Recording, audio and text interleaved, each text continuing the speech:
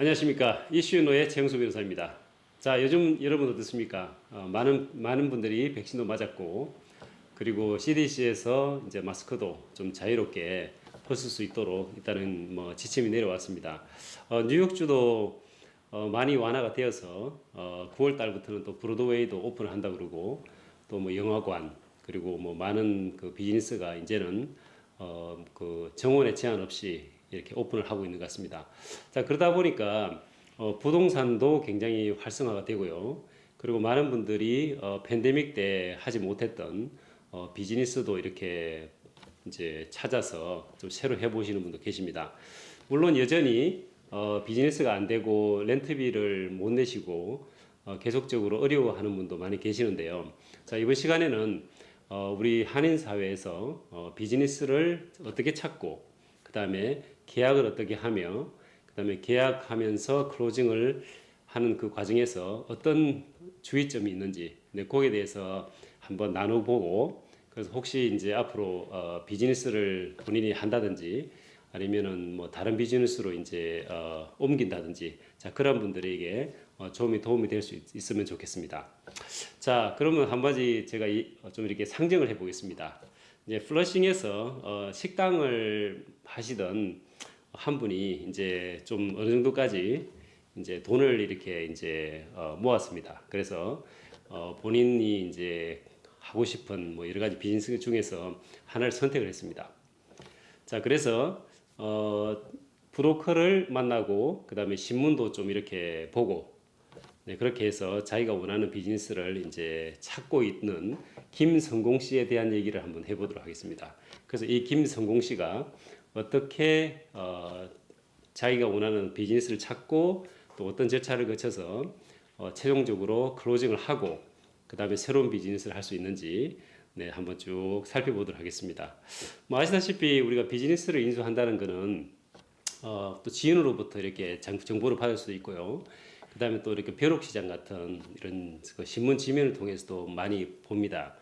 그리고 또 조금 이제 요즘에는 뭐 다들 부동산 브로커를 이제 고용을 해서 또 이렇게 하는 부분이 많습니다. 근데 우리 일반적으로 한인분들이 특히 처음 이제 비즈니스를 하신 분들은 물론 나름대로 잘 준비를 하셨겠습니다만은 좀 무턱대고 이렇게 이제 비즈니스를 좀 살려고 하시는 분이 좀 있는 것 같습니다. 물론 뭐 5년, 10년 이렇게 이제 다른 비즈니스를 하다가 업종을 바꾼다든지 아니면은 팔고서 똑같은 비즈니스를 하시는 분들도 이 시간에 쫓겨서 또 이렇게 또 급하게 또 이렇게 인수를 하는 경우도 많이 있습니다.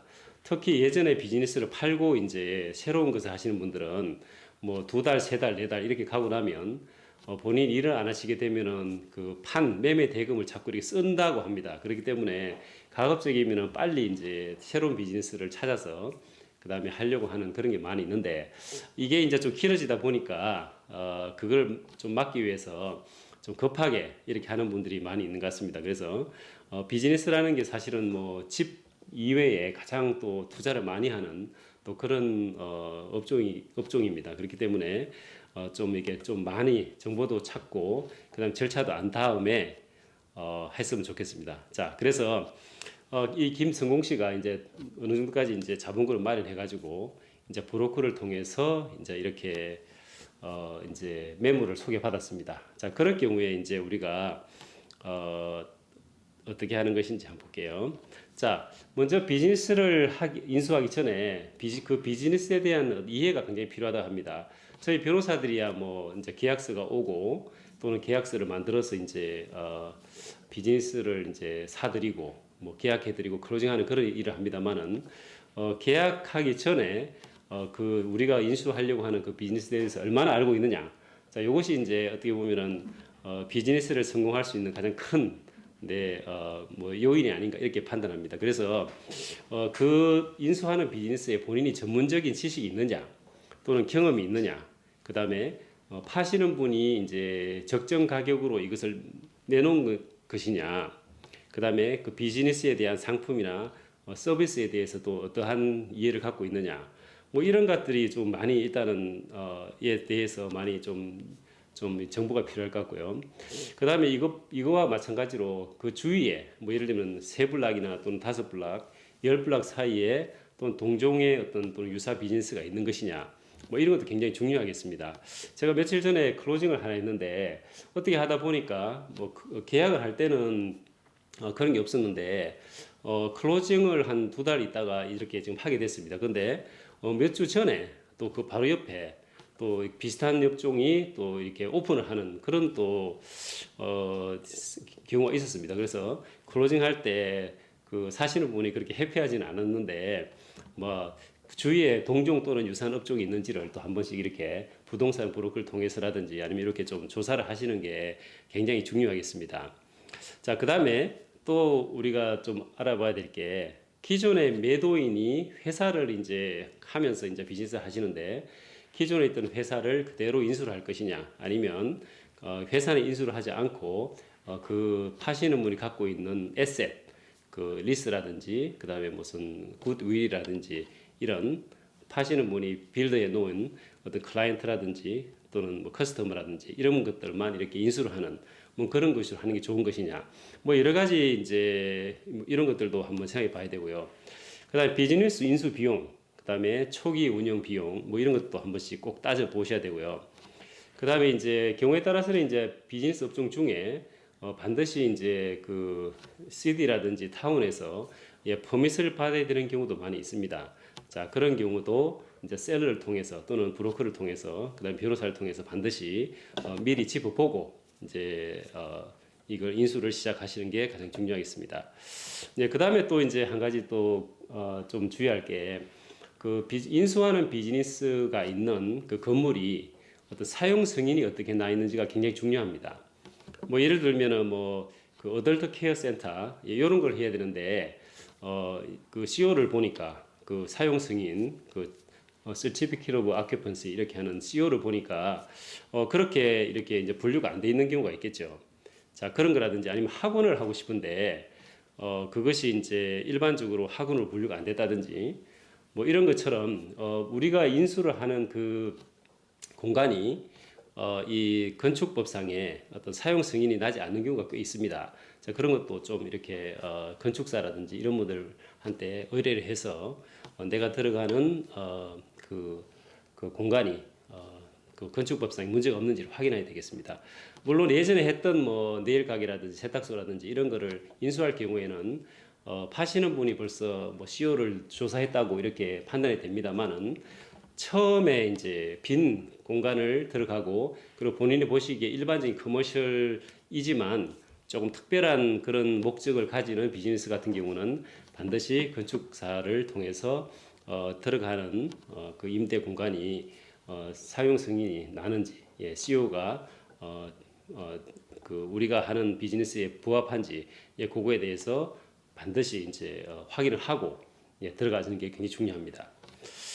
그리고 이제 좀 이제 재정적인 문제인데요. 뭐 보통 한국 분들이 이제 급하게 또 이걸 비즈니스를 사시려고 그러고, 자, 그러다 보니까 이 초기 자본이 없고 그냥 이렇게 시작하는 경우가 있는 것 같습니다. 그래서 뭐 일반적으로는 최초 6개월간의 어떤 그 자금 조달을 어떻게 할 것이냐, 그런 것들을 좀 파악을 해서 좀 이렇게 미리미리 그 어떤 비용이라든지 뭐 리스라든지 그다음에 직원들의 봉급이라든지 뭐 여러 가지를 미리미리 한 6개월 정도는 파악을 해서 주산을 이렇게 두드려서 그걸 반드시 숫자로 확인한 다음에 시작하는 게 중요합니다. 자, 그 다음에 이제 또 한 가지 문제가 뭐 세탁소라든지 이런 경우는 뭐 환경에 관한 문제가 굉장히 대두가 됩니다. 최근에 포크 기계도 이제 없어지고 그 다음에 이제 뭐 이 물로 이제 해야 되는 뭐 여러 가지 그런 것도 있고요. 그 다음에 또 네일 가게 같은 경우도 올해 10월부터 이제 그 벤틸레이션 환풍기를 또 달아야 되는 뭐 또 그런 여러 가지 이제 그런 그 스테이트나 아니면 시티의 규정들이 있습니다. 그래서 그런 것들이 우리 비즈니스를 오픈하고 그다음에 운영하는데 어떤 영향을 미칠 것이냐, 이 랜드로드가 만약에 건물 주인이 이것을 도와줘야 되는 것이냐, 아니면은 우리 자체로서 할 수 있는 것이냐, 뭐 이런 정부에서 요구하는 어떤 시설이라든지 환경 규제 문제, 뭐 이런 것도 굉장히 이제 중요한 그런 문제가 되겠습니다. 그래서 계약을 하기 전에 부동산 브로커한테 또는 지인을 통해서 또는 신문을 통해서 이제 좋은 매물이 이제 이렇게 이제 되게 되면은 그 장소와 그다음에 여러 가지 그런 제가 말씀드린 이런 것들을 충분히 고려를 해서 한번 써가면서 네. 그래서 과연 이것을 인수함으로써 우리가 바라고자 하는 여러 가지 그런 운영이 가능할 것이냐 하는 거에 대해서 반드시 미리 알아본 다음에 하시면 좋겠습니다. 뭐 변호사님한테도 할 수가 있고요. 그다음에 이제 정보를 많이 갖고 있는 브로커 또는 건축사 그리고 많이 또 이제 비즈니스 하게 되면 당연히 또 CPA 회계사님하고 이렇게 이제 도움을 청하셔야 되는데 그 본인이 인수하게 되는 비즈니스의 종류라든지 어떤 재정 문제 이런 것들을 충분히 이런 전문가들하고 상의를 하시고 하시는 게 중요하겠습니다. 자, 요것이 이제 바로 계약하기 전에 그 매물이 이제 나왔을 때에 이제 사시는 분이 반드시 고려해야 될 그런 상황입니다. 그 김성공 씨가 이러한 것들을 뭐 다 예를 들면은 하나씩 다 짚어서 할 수 있을지는 잘 모르겠습니다만은 그래도 본인들이 충분히 이러한 요점들을 파악을 해서 문제가 없도록 예, 한번 하는 게 가장 중요합니다. 자, 그 다음에 이제 이러한 것들이 다 해결이 됐습니다. 좀 무리하게 이제 인수하는 경우도 있을 거고, 뭐 충분히 이제 정보를 보고 이제 미리미리 이제 파악을 한 다음에 하는 경우도 있겠습니다만은 어쨌든 이제 이게 다 본인이 만족스럽다 그러면 다음 절차는 이제 청약이 되겠습니다. 일반 사람들이 보통 볼 때 우리가 이제 비즈니스 인수할 때 파시는 분, 셀러가 우리한테 판다 이렇게 이제 보통 알고 계시는데 뭐 이렇게 법적으로 이해하시는 게 좋겠습니다. 셀러는 이제 뭐 내가 어떤 비즈니스를 하다가 이제 뭐 브로커라든지 신문지상이라든지 또 여러 가지 형태로 이제 마켓에 내놓다고 하면은 그것을 처음에 이제 살려고 하는 이 바이어가 셀러한테 내가 너 비즈니스 사겠다. 자, 이렇게 하는 것이 가장 먼저입니다. 그거를 offer to buy라고 합니다. 내가 셀러가 가지고 있는 매물을 사겠습니다라고 이렇게 청약하는 거, 우리말로는 청약이라고 합니다. 그래서 내가 사겠다, offer to buy, 내가 사겠습니다. 이렇게 이제 하는 게 맨 처음입니다. 그래서 그렇게 브로커가 있을 경우에는 바인더 또는 바인더 어그리먼트라는 뭐 한두 장짜리 이제 이런 그 서류가 있습니다. 그게 매물에 대한 주소라든지 또는 뭐 셀러의 이름 예, 그런 게 표시되어 있고 그다음에 이제 가격하고 뭐 다운 페이먼트를 얼마 하고 그다음에 모기지를 얼마 하고 이런 그 어떤 기본적인 어떤 정보를 적어놓은 바인더 어그리먼트가 있습니다. 자, 그거를 바이어가 사인을 하면서 셀러한테 얼마에 사겠다고 청약을 하는 겁니다. 자, 요것이 이제 가장 처음 이제 이제 시작하는 그런 단계고요. 그 바인더 어그리먼트에 보면은 뭐 아까 말씀드린 대로 매매 가격이라든지 또는 기타 조건, 그 다음에 클로징 시기, 그 다음에 특약 이런 것들이 보통 일반적으로 들어 있습니다. 일반적으로 이제 그 브로커, 이제 중개사는 셀러를 대리하는 거기 때문에 셀러의 지시를 받고 정보를 바꿔서 바인더 어그리먼트에다가 기본적으로 필요한 정보를 넣습니다. 그리고 바이어 변호사가 인포메이션이 있으면 바이어 변호사 인포메이션 넣고 그다음에 셀러도 이제 변호사가 있겠죠. 그러면 셀러 변호사 인포메이션 넣고 그렇게 해서 바이어가 최종적으로 바인더에 사인하고 그것을 셀러한테 주면은 셀러가 그 오퍼하는 그 가격대로 이제 만족을 하면은 이제 셀러가 사인을 하고 이제 계약으로 넘어간다. 이렇게 이해하시는 게 아마 가장 좋은 것 같습니다. 자, 브로커가 있을 경우에는 아무래도 이러한 청약이 좀 쉽습니다만은 브로커가 없이 이제 파시는 분도 계시고요. 또 경우에 따라서는 브로커 없이 사시는 분도 계십니다. 자, 그런 경우에는 이제 이런 바인더 어그리먼트라든지 공식적인 어떤 서류가 없는 경우가 많이 있습니다. 그래서 어떤 분들은 종이에다가 뭐 내가 얼마에 사겠다 이렇게 쓰시는 분도 계시고 그래서 성금을 이렇게 주는 경우가 있습니다. 자, 그거를 이제 우리가 earnest money 이렇게 하는데 뭐 성금이라고 합니다. 그거는 앞으로 말씀드릴 다운 페이먼트, 예, 선 계약금하고는 좀 틀린데요. 만약에 셀러가 이제 어떤 비즈니스를 파는데 살 사람이 너무 많습니다. 요즘 같이 이제 핫한 뭐 그런 경우에 같은 경우는 내가 만약에 그걸 매물을 내놨는데 뭐 여러 명이 왔습니다. 자, 그럴 경우에는 무슨 계약서를 쓴다든지 아니면 변호사를 선임하기 전에 어떤 바이어는 먼저 와가지고 이걸 꼭 사고 싶은 그런 분이 꼭 생긴단 말이죠. 자, 그럴 경우에 브로커도 없이 이런 경우에는 셀러가 자기의 권리를 보호하기 위해서 간단하게 써주면서 성금을 받는 경우가 있습니다. 자, 셀러 같은 경우는 이 성금을 그냥 받을 때 큰 문제가 안 되겠습니다만 바이어는 특별한 그 어떤 서면이라든지 계약이 없이 성금을 줄 경우에 나중에 못 사게 됐을 경우에는 그 성금을 못 돌려받는 경우가 꽤 많습니다. 그래서 특별히 브로커가 없이 당사자끼리 미리 계약 전에 성금을 주는 경우는 굉장히 조심을 해야 된다.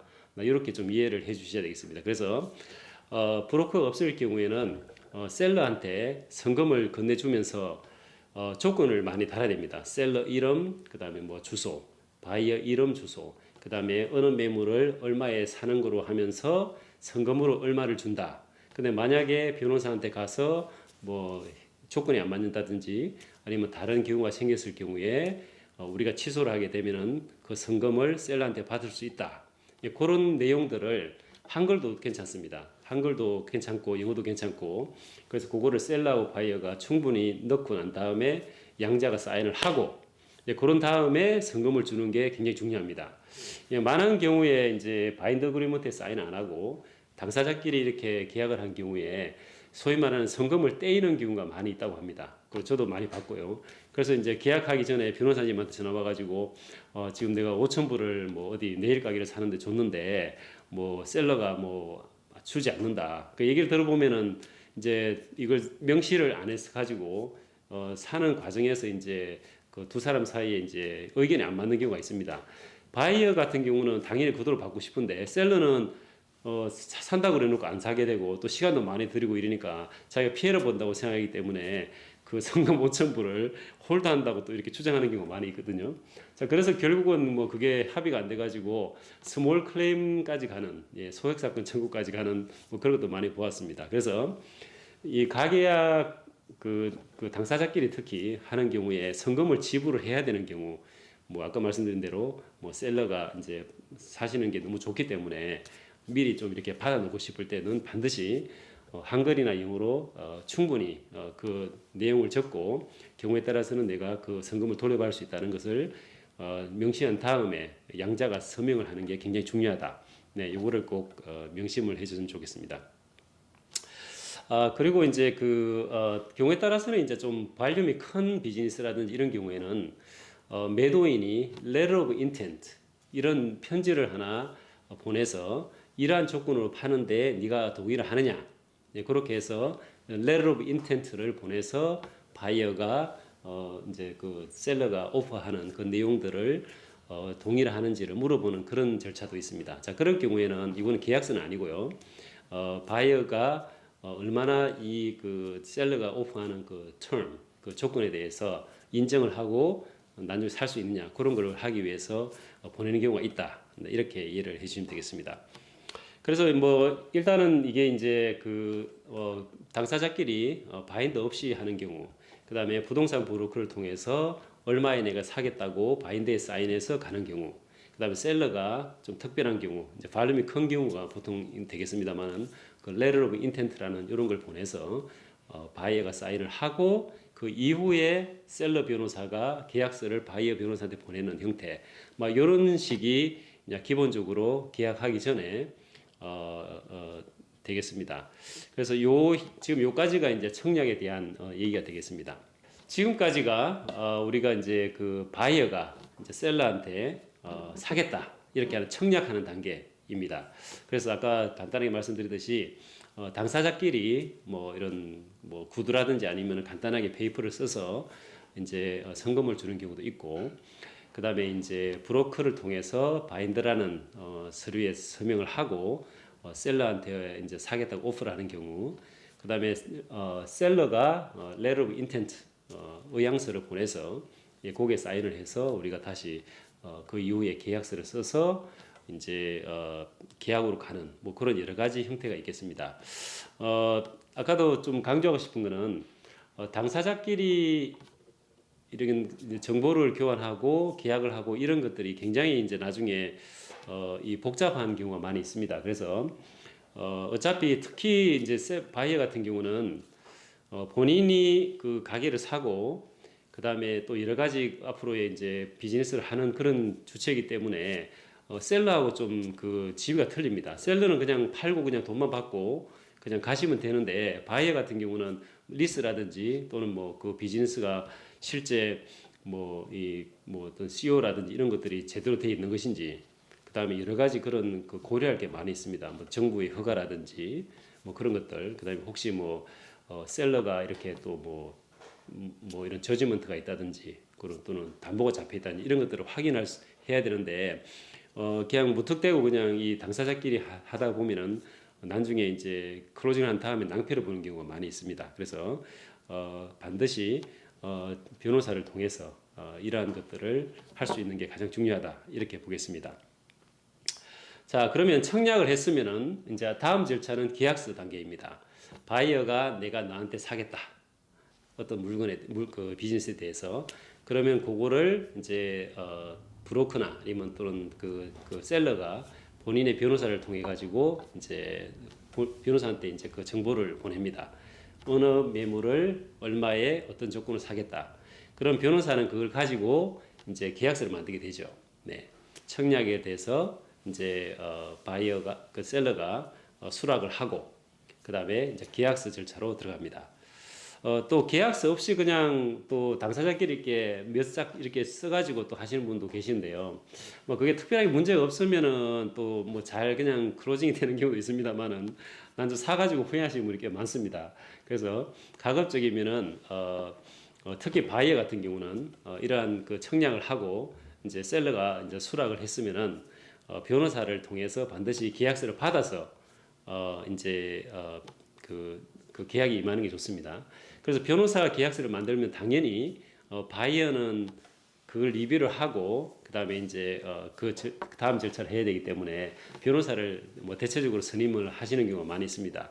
그런데 어떤 경우에는 셀러분이 자기는 뭐 싸게 파니까 뭐 변호사를 선임하시고 싶지 않다. 자, 이런 분도 꽤 계십니다. 자, 그럴 경우는 더더욱이 바이어는 바이어 변호사를 선임해서 어떤 계약이라든지 아니면 여러 가지 아까 말씀드린 주의할 점들을 충분히 리뷰를 하고 해야 된다. 이것이 가장 중요한 포인트가 되겠습니다.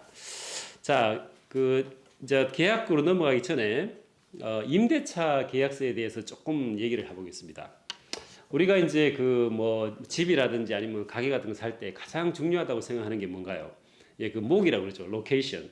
그래서 뭐 우리 부도크들 이렇게 뭐 하는 거 보면은 뭐 로케이션 이렇게 해가지고 뭐 가장 중요한 게 이 위치다. 네, 저도 동의합니다. 저도 한 21년 지금 뭐 사들이고 팔아들이고 이런 걸 대리합니다만은 가장 중요한 게 아마 그 비즈니스가 위치하게 될 로케이션이 중요한 것 같습니다.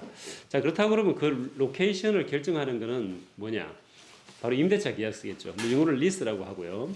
어떤 분들은 이제 리스를 받지 않고 그 임대 공간을 사용하는 라이선스를 받는 경우가 있습니다. 이 라이선스. 우리가 뭐 드라이브 라이선스 이렇게 하듯이 어떠한 그 부동산에 대한 공간을 특별한 목적으로 사용할 때 리스를 안 주고 라이선스를 주는 경우가 있습니다. 뭐 예를 들면 이런 것이죠. 플러싱의 대형 한인마트에서 한 코너를 이제 이렇게 받아가지고 그거를 뭐 1년에 2년 정도 이렇게 이제 하는 경우에는 보통 리스를 주지 않습니다. 그래서 라이선스라는 걸 주고 그 라이선스 피를 내면서 이제 그 공간을 사용하는 그런 게 있습니다. 그럼 지금 말씀드리는 거는 일반적으로 뭐 네일 가게라든지 세탁소라든지 그다음에 뭐 기타 등등 우리가 일반적으로 사고 파는 그 비즈니스는 보통 리스를 받게 되죠. 간단하게 리스하고 라이선스의 이제 장단점이 있는데요. 아무래도 바이어 입장에서 보면은 라이선스를 받는 것보다는 리스를 받는 게 훨씬 나중에 문제가 생겼을 때 프로텍션, 보호의 정도가 크다. 이렇게 일단은 이해해 주시면 좋겠습니다. 그래서 내가 어떤 공간을 들어가는데 건물 주인이 라이선스를 준다. 그러면은 리스를 줄 수 있냐고 이렇게 한번 suggest 하는 게 굉장히 중요합니다. 물론 이제 라이선스 계약서라든지 리스 계약서가 오게 되면 이제 변호사를 통해서 또 담당 변호사가 또 라이선스를 리스로 바꿔달라고 이렇게 하는 경우도 있겠습니다만은 이 정도 조금 알고 계시면은 라이선스를 줄 때 리스를 안 주는구나 뭐 이 정도는 충분히 알 수 있을 거로 그렇게 보입니다.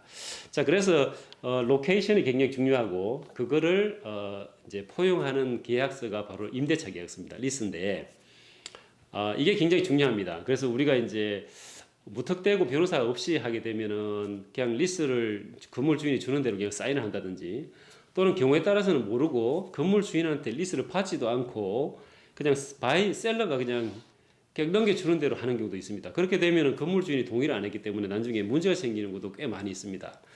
네, 그래서 반드시 이 리스가 가장 중요하다. 그래서 로케이션 리스.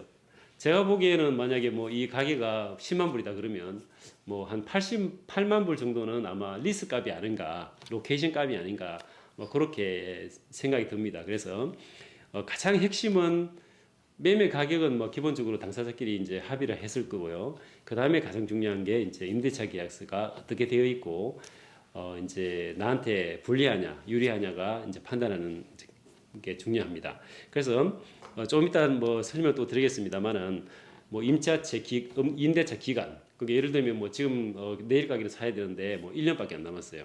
근데 건물 주인이 뭐 1년 이상을 안 주고 네가 사고 난 다음에 뭐 1년이 되기 한 3개월 전에 뭐 연장을 해주겠다. 렌트비 잘 내주면 해주겠다. 그럼 굉장히 이게 문제가 될 수 있습니다. 그래서 임대차 기간이라든지, 그 다음에 옵션이 있는 것인지, 그 다음에 뭐 임차료, 뭐 그 이제 그 렌트비가 얼마인지 중요하겠죠. 특히 팬데믹 때 가장 이제 문제가 됐던 게 임차료가 이게 이제 계속적으로 이제 뭐 3% 또는 4%씩 이렇게 증가를 하고, 그다음에 문을 닫고 그다음에 문을 열었어도 이 매출이 받쳐지지 않기 때문에 임차료를 못 내는 경우가 많이 있습니다. 그래서 핵심이 임차료이기 때문에 이 임차료가 어떤 또 그 비즈니스에 영향을 미치는지를, 그래서 아까 제가 말씀드린 게 추판을 굴려가지고 숫자로 이거를 파악한 다음에 이제 비즈니스를 사야 된다. 예, 그게 가장 중요한 핵심이 임차료입니다. 그래서 임차료를 이걸 부담할 가능성이 있느냐, 그게 세일즈 리시즈라든지 그런 걸 판단했을 때에 굉장히 중요하고요. 뭐 아까 말씀드린 CO 부분, 사용 승인이 어느 목적으로 났느냐, 그다음에 조닝 문제, 그다음에 뭐 혹시 매도인이 뭐 특별한 어떤 그 매매하면서 제한 조건을 붙였는지, 그리고 독소 조항, 예, 많이 있습니다. 예, 이게 이제 면밀하게 저희가 한번 같이 이제 볼 텐데요. 뭐 이런 것들을 총체적으로 이제 리스라는 계약서로 이제 계약서 안에 담겨 있는 거죠. 그냥 주의하게 보실 거는, 결국 리스라는 거는 이제 건물 주인이 자기의 공간을 임대하는 겁니다. 그렇기 때문에 모든 조건이 건물 주인 위주로 되어 있습니다. 그래서 반드시 이러한 여러 가지 어떤 그 조건들을 충분히 본인이 알고서 이걸 하는 게 굉장히 중요하다. 뭐 이렇게 일단은 이해를 해주시면 되겠습니다. 자, 여기까지가 지금 기본적으로 이제 우리가 비즈니스 하기 전에 알아보아야 될 상황.